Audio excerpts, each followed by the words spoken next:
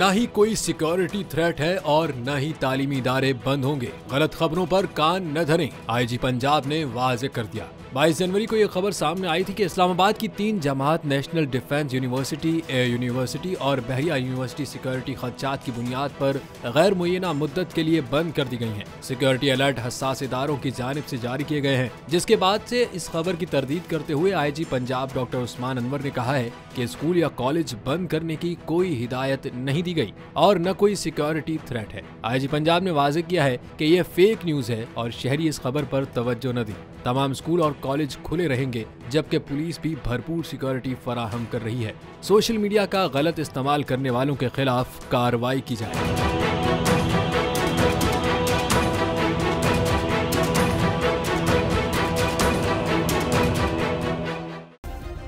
Subscribe करें और bell दबाएं ताकि कोई खबर रह न जाए।